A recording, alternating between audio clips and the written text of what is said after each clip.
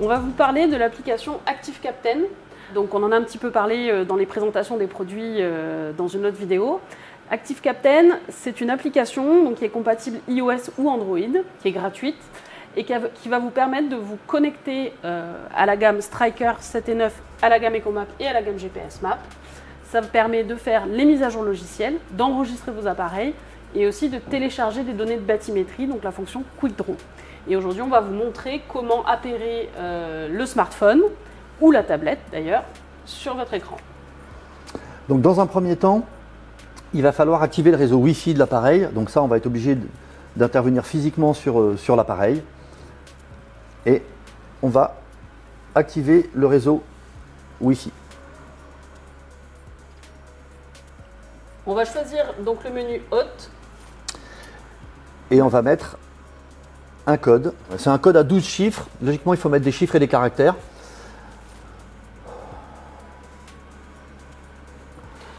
Donc là, on va mettre, on va mettre Livescope, parce que c'est un petit peu le mot magique du moment. Ouais. On va mettre Livescope 2024 et on va mettre un caractère spécial, un point d'exclamation. Voilà. Donc là, on a configuré notre réseau Wi-Fi. Alors Wi-Fi, c'est connectivité sans fil, hein, c'est pas Internet, hein, qu'on soit bien d'accord avec ça. Donc une fois que vous avez configuré votre réseau, on va pouvoir aller dans le téléphone, dans les réglages et choisir. Et moi, je vais choisir l'appareil qui s'appelle 9631. Donc je vais aller dans mes réglages de téléphone, je vais aller dans mon Wi-Fi et je vais aller chercher l'appareil qui s'appelle Garmin 9631. Et je vais rentrer le mot de passe, donc Livescope. Avec un L majuscule. Avec un L majuscule. L majuscule. Livescope 2024, point d'exclamation. S-C-O-P-E 2024 et un petit point d'exclamation. Et je me connecte. Appareil connecté 1. Donc là, ça nous indique que le téléphone de Fred est bien connecté à l'appareil. Ensuite, je vais ouvrir mon application ActiveCaptain.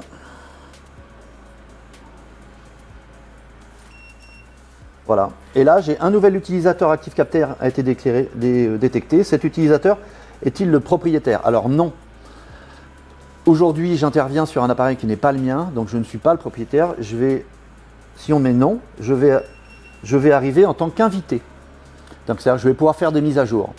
Si je m'inscris en tant que propriétaire, j'aurai accès à toutes les fonctionnalités de l'appareil, c'est-à-dire que les waypoints qui sont sur l'appareil vont venir se copier sur mon application, ce qui n'est pas le but du jeu sur une démonstration. Voilà. Ah. Il me dit aucune carte mémoire ActiveCaptain activée. Voilà. Donc pour faire une mise à jour d'appareil, il faut mettre dans le logement de carte une petite carte vierge, 32 Go, pas moins, pas plus. Cette carte-là va servir de carte de transfert.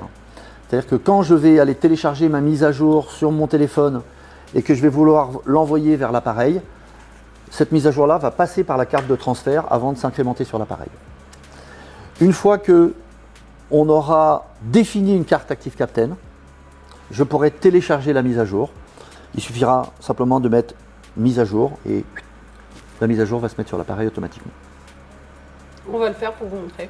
Donc on a inséré au préalable une carte micro SD vierge dans l'appareil.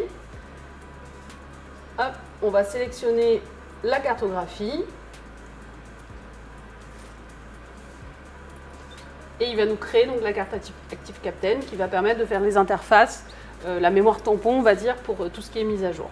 Donc là, on va se retrouver sur l'écran de la page ActiveCaptain. Donc notre téléphone est connecté à l'EcoMap.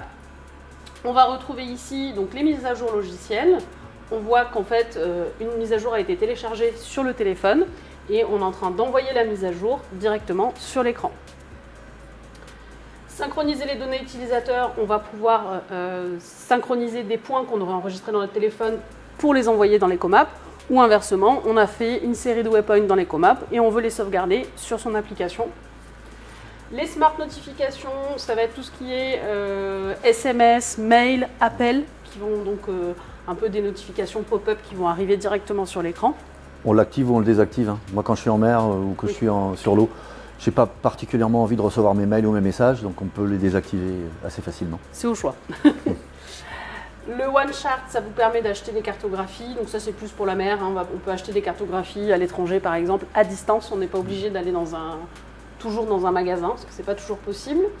Et la communauté QuickDraw, on en parlait tout à l'heure, donc la communauté QuickDraw, ça nous permet de récupérer des données bathymétriques qui ont déjà été faites par d'autres utilisateurs et qui ont bien voulu les partager.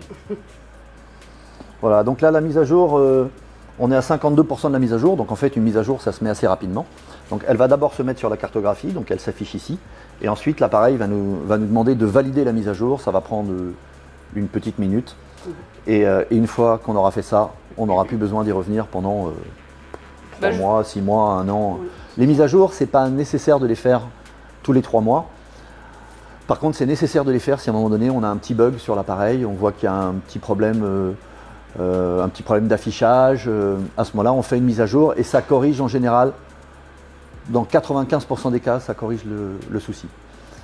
Nous, quand on appelle un SAV en disant bah voilà, j'ai un problème avec une sonde n'est pas reconnue, la première chose que va vous demander le technicien au SAV, est-ce que vous avez fait la mise à jour?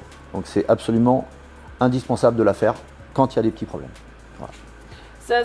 La mise à jour aussi a de l'intérêt si on veut rajouter de nouvelles fonctionnalités. Tout à fait. Par exemple, il y a une génération d'appareils qui n'était pas encore compatible avec les LiveScope, il fallait faire la mise à jour pour la LVS34 par exemple, on fait une petite mise à jour et on rend compatible l'appareil.